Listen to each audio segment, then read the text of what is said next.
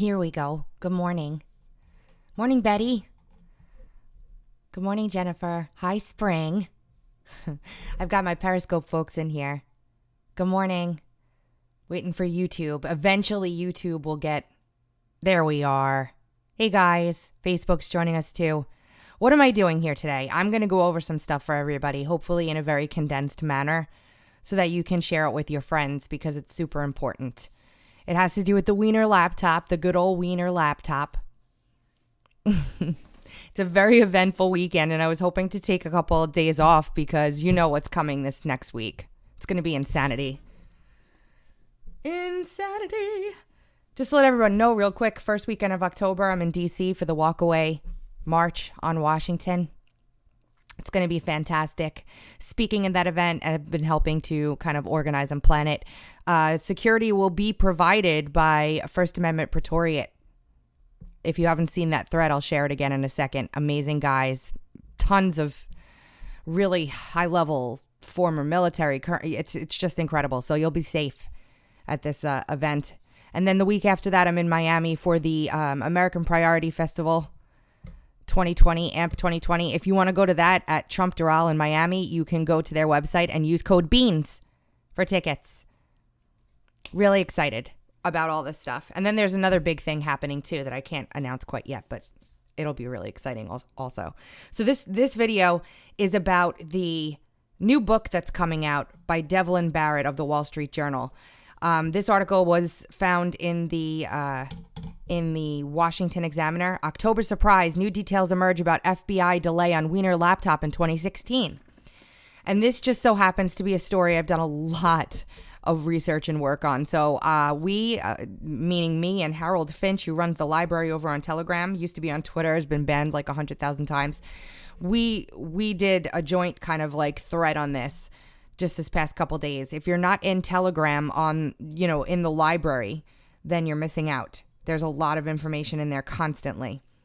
So new details have emerged, they say, about 2016's October surprise, during which the FBI found emails belonging to former Secretary of State Hillary Clinton on disgraced New York Representative Anthony Weiner's laptop, with the FBI official who found the emails speaking out for the first time.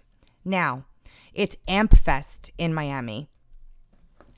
FBI agent John Robertson, who worked in its New York office's Child Sex Crimes Unit and was later cited, though not named, in the Justice Department Inspector General Michael Horowitz's 2018 report on the handling of Clinton's email investigation, spoke with Washington Post's Devlin Barrett for his upcoming book, October Surprise, How the FBI Tried to Save Itself and Crashed an Election. Robertson unearthed tens of thousands of Clinton emails in late September 2016 on the laptop belonging to Weiner, the husband of top Clinton aide Huma Abedin, in a sex crimes case involving underage girls. But for weeks after being alerted, top FBI leaders, including Andrew McCabe, Strzok, and Bill Priestap, took little to no action. He says here, Robertson, the crickets I was hearing was really making me uncomfortable because something was going to come down. Why isn't anyone here? Like, if I'm the supervisor of any squad and I hear about this, I'm getting on with headquarters and saying, hey, some agent working child porn here may have Hillary Clinton emails. Get your ass on the phone, call the case agent, and get a copy of that drive because that's how it should be. And nobody reached out to him at all that night even. He says he still to this day doesn't understand what went wrong. He wrote a letter to self in late October after an October 19th, 2016 meeting during which he implored Assistant U.S. Attorney Amanda Kramer of the Southern District of New York to push leadership to look at the emails he had unearthed.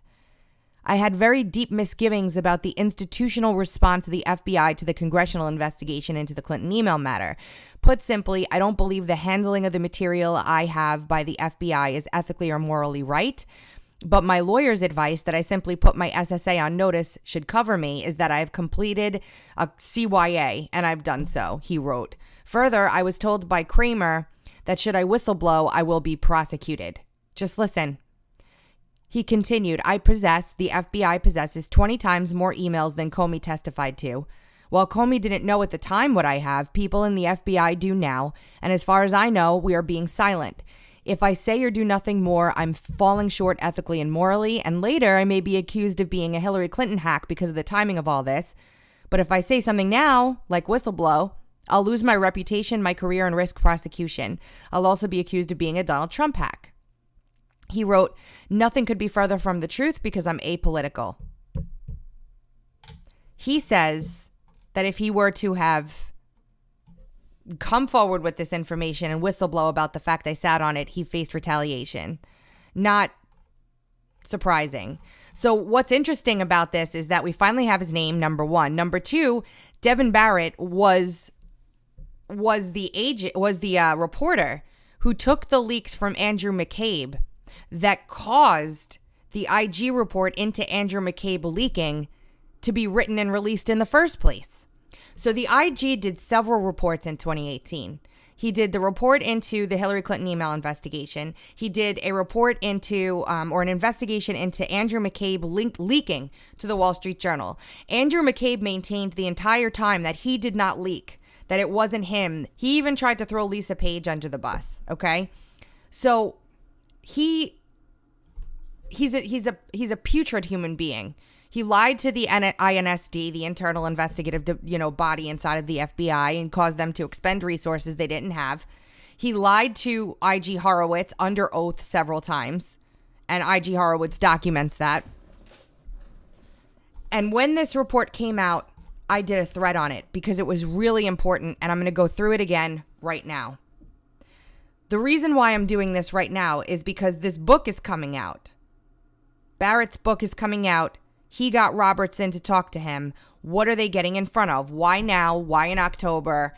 They're positioning it as, or he's positioning it as, Barrett, that the reason, or that the actions that the FBI took back then in 2016 caused the re-election or the election of Donald Trump and harmed Hillary Clinton. That's the angle that they seem to be coming at here.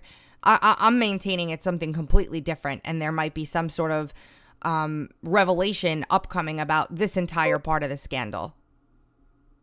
Here we go. Hidden within the IG report on McCabe's leak to Barrett is an astronomically damning correlation between Loretta Lynch, the New York field office of the FBI, McCabe, and the NYPD. On September 28th, McCabe is made aware of the information that they found on the laptop in an unrelated sexting case. McCabe sits on it for an entire month before people start getting unruly within the local office and the police force there in the NYPD. The agents on staff appear to get restless about what's on the computer and the fact that it's being concealed. Now remember, we've got him now coming out publicly after being silent with his name hidden for so long. Now, this is where it gets interesting. On October 24th, 2016, Loretta Lynch takes the federal investigative team that is looking into the officers that were involved in the Erik Garner case in New York, and she swaps them out with other people. So the Erik Garner case was one of the earlier racially charged cases where he was selling untaxed cigarettes on the street, and he went into a chokehold and he ended up dying. And there were no riots for some reason that I can remember. But anyway, They were looking to indict the officer involved in that. And the Staten Island grand jury that took the case did not. They failed to indict. So the federal government took it and started looking into it anyway. And what happened here, what does the Justice Department review mean for the Erik Garner case? One possibility is that federal prosecutors closest to the investigation don't believe there's enough evidence to bring charges, but are being pushed by the DOJ in Washington, D.C. to continue the investigation and bring a case forward. That's telling because AG, Attorney General Lynch, swaps out that team. In the IG report that came out on the leaks to Barrett of the Wall Street Journal, it states that on 10/26, on 10/24, she swaps out the team. 2 days later, McCabe and the director in the New York field office participate in a hastily convened conference call with Loretta Lynch, who delivers the same message about leaks with a focus on leaks in the Erik Garner case.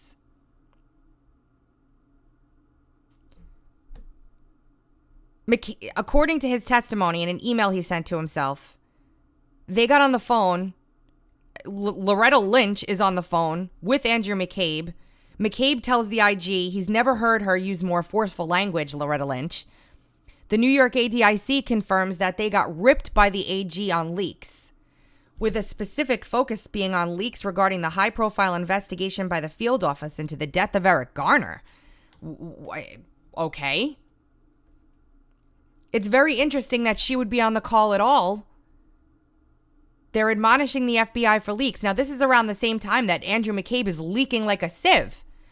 And they just randomly invoke the Erik Garner case with the FBI. The same day that phone call happens, Rudy Giuliani goes on the MSM floating October surprises. Or November surprises in this case, ish. So McCabe and Lynch are admonishing the field office about leaks they didn't make while talking about Erik Garner. And 2 days after, then Comey sends a letter to Congress announcing that they're reopening the Clinton email investigation. On November 1st, McCabe recuses himself from anything having to do with Clinton. Then Erik Prince goes on Breitbart News. So we're back in 2016 now, way back before any of these IG reports or anything. Erik Prince goes on Breitbart News back in 2016. Here. Actually stolen your data. We've requested that, and they never oblige for some reason. For some reason not. But, I want to give color on why the FBI, why Comey had to do that last week. Yeah, please do. Because of Weinergate and the sexting scandal, the NYPD started investigating it. Through a subpoena, through a warrant, they searched his laptop and sure enough found those 650,000 emails. They found way more stuff than just the more information pertaining to the inappropriate sexting the guy was doing. They found State Department emails. They found a lot of other really damning criminal information, including money laundering, including the fact that Hillary went to this sex island with convicted pedophile Jeffrey Epstein. Bill Clinton went there more than 20 times. Hillary Clinton went there at least 6 times. The amount of garbage that they found in these emails of criminal activity by Hillary, by her immediate circle, and even by other Democratic members of Congress was so disgusting. They gave it to the FBI, and they said, we're going to go public with this if you don't reopen the investigation and you don't do the right thing with timely indictments. I believe, I know, and this is from a very well-placed source of mine at 1PP, One Police Plaza in New York. The NYPD wanted to do a press conference announcing the warrants and the additional arrests they were making in this investigation, and they've gotten huge pushback to the point of coercion from the Justice Department, with the Justice Department threatening to charge someone that had been unrelated in the accidental heart attack death of Erik Garner, the guy almost 2 years ago. So that's the level of pushback the Obama Justice Department is doing against actually seeking justice in these email and other related criminal matters. There's 5 different parts of the FBI conducting investigation into these things with constant downdraft from the Obama Justice Department. So in the, I hope, unlikely and very unfortunate event that Hillary Clinton is elected president, we will have a constitutional crisis that we... Remember, this was in 2016, before any of this other stuff came out. This is before the election. This is before President Trump wins. Now, years later, when we get this IG report from the Inspector General's office, it corroborates almost everything that Erik Prince said in the past. So Erik Prince is telling the truth in that interview with Breitbart. And there, the Attorney General of the United States is on the phone in this time period so the Loretta Lynch and Andrew McCabe call the New York field office. They're on there screaming and yelling at them, threatening them in the Erik Garner case. Remember in the IG report, we read that they said that it was about Erik Garner, right? Threatening them that they're going to prosecute and come after them in that case, the New York Police Department, if they move forward with what they're trying to do. She's absconding them about leaks. She's absconding them about leaking about Erik Garner. No, that's not what it was. She was using Erik Garner as a cudgel, and they put that in the report on purpose. Erik Prince goes on days after this happens on Breitbart and tells us in real time at the time exactly what had just happened. And then we get the IG report years later corroborating everything that Erik Prince said. So Erik Prince's source was good back then before the election in 2016. This is so amazing. I still don't understand why some people don't get this. Not only that, so now, obviously Jeffrey Epstein is invoked here. Obviously Hillary Clinton's invoked here. If we remember and we think back, we can remember the crimes against children line that was in the IG report about the mid-year exam, right? This story is just it's so big and it's so important. So why is this coming out now? I do a summary here. We get the top FBI official made crimes against children note in connection to the Weiner laptop. Another interesting part of this story that a lot of people don't know, that didn't get as much attention, is this. Very interesting, very weird, sort of outside the box, but I'm going to go through it with you guys anyway because you need to know. I'm doing work into Assange today, I said at the time, and I was searching for information in the Manning grand jury case because Manning was put into prison for not wanting to talk about Assange and stayed there for a very, very long time. So I was looking into that old case and I found something. In this filing from back then in October of 2016, Manning alleges that there is a FISA warrant on Manning says that there's a FISA warrant and that the illegal physical and electronic surveillance against Manning was ongoing while in prison. And in this lawsuit about that, between October 26th and 27th, you remember these dates? The Deputy Director of Defendant Federal Bureau of Investigation, acting on behalf of Defendant Director Comey, consulted with the Assistant Attorney General for National Security on behalf of Attorney General Lynch about moving resources around. The discussion involved movement of resources from investigating and conducting surveillance on the plaintiff and her associates to another high-profile investigation into Huma Abedin, an aide to the presidential candidate to Hillary Clinton.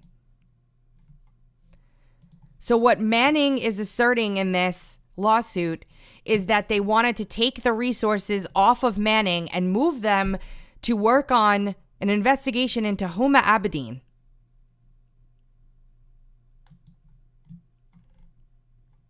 The attorneys for Manning state the surveillance abruptly ended between the 26th of October in 2016 and the 27th in October 2016, when McCabe and Carlin worked together to move the resources from Manning to a high-profile investigation into Huma Abedin. That is right at the same exact time as all of this is going on. The 1026 call right here where Loretta Lynch gets on the phone and screams and yells at the FBI and threatens them. At that same time, Manning is asserting that there's information that surveillance on Manning, the resources were being taken to move over to Huma Abedin. What was Huma Abedin doing during this time? Remember there was like ice between Clinton and Huma Abedin? For those of you who might not know, Huma Abedin was Clinton's top aide and the wife of Anthony Weiner. This is interesting because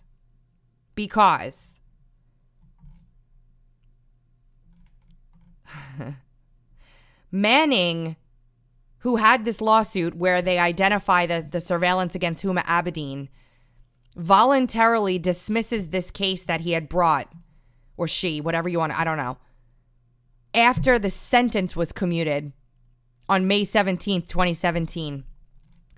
He dismisses the suit almost 1 month to the day after being released from prison. Almost 1 month to the day after being released from prison, that lawsuit gets dropped. And the complaint is linked here for everybody as well. So, to recap, all of a sudden, Barrett's coming out with a book. Barrett's the one that Andrew McCabe leaked to about the Clinton email investigation that got him in all kinds of trouble. He somehow tracks down this FBI agent that tried to blow the whistle on all of these disgusting emails and everything else that was found in the Weiner laptop case. This book is coming out, I think, this month or in October. What are they trying to get in front of? What are they trying to get in front of? This story has been pinned to the top of my profile since April of 2018, and I have not removed it. There's a reason for that. I have kept this damn tweet pinned up here for years. For years. Quickly to recap again for everyone. In 2016, this FBI agent stumbles on, or the NYPD is investigating Anthony Weiner in his sexting case, and they take his computer under warrant. It's given to the FBI because, as Erik Prince says, they hope the FBI will do the right thing. While the sex crimes unit guy, the FBI agent who just spoke up for the Barrett book, is investigating, he finds all kinds of emails. Hillary Clinton emails, State Department emails, emails about high-level Democrat officials doing bad things, emails about Hillary Clinton going to Epstein Island, and they want to do a press conference about this stuff. The main justice and Loretta Lynch step in, and as per Prince in 2016, excoriate the FBI and threaten them in the Eric Garner case, threaten the FBI and the New York field office and the New York Police Department. Threaten them that if you do anything here, if you keep leaking, we're going to prosecute and we're going to make your lives a living hell. Nothing ever comes out of that Weiner laptop other than the Weiner laptop stuff. Except that the FBI is forced to reopen the Hillary Clinton email investigation after trying to bury this for over a month. That causes all of the nonsense where they say they went through all of this stuff really, really quickly, and knew that there were no further emails, and they investigated 680,000 emails in, a record amount of time of like 3 days or whatever the case was. And then they closed the Clinton email investigation again. All nonsense. The left freaks out saying that causes Trump to win the election. The right freaks out saying you guys didn't do a good enough job. There's no way that you investigated this stuff. And history continues to roll on. At the same time as this whole thing is going on in October of 2016, of all people in the world, Chelsea Manning, in a lawsuit, asserts that high levels of the Bureau and the DOJ, very high, McCabe, Priestap, etc., are investigating Huma Abedin? And now, years later, the same reporter that is the subject of that IG report that I use in this thread that I've had pinned for 2 years is releasing a book where he interviews the FBI agent who made the finding that we've been talking about here. Why now? What is coming out? What are they trying to get in front of? Who are they throwing under the bus? Where's the Weiner laptop?